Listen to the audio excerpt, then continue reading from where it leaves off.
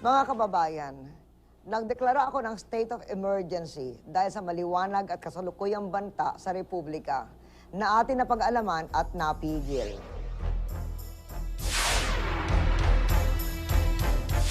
Matapos magdeklara ng state of emergency ang Pangulong Arroyo dahil sa umunoy tangkang kudeta, agad umaksyon ang PNP laban sa ilang media outlets at personalidad na sinasangkot sa umunoy sabwatan.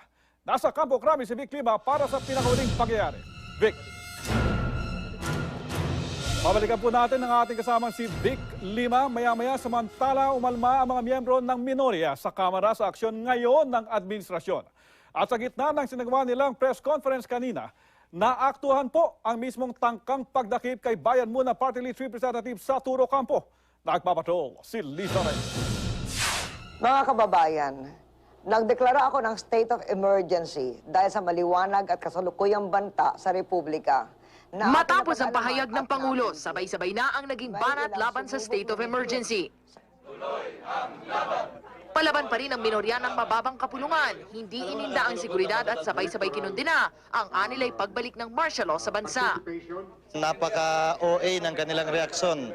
Rally at mapayapang pagkilos protesta lang merong kahapon. Para itago ang katotohanan, pinatay ang demokrasya.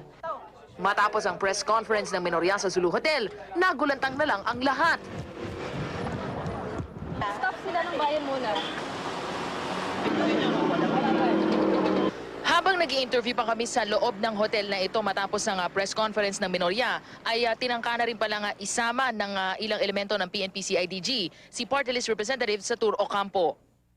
Ilang photographer ang nakakita at nakunan mismo ang nangyari.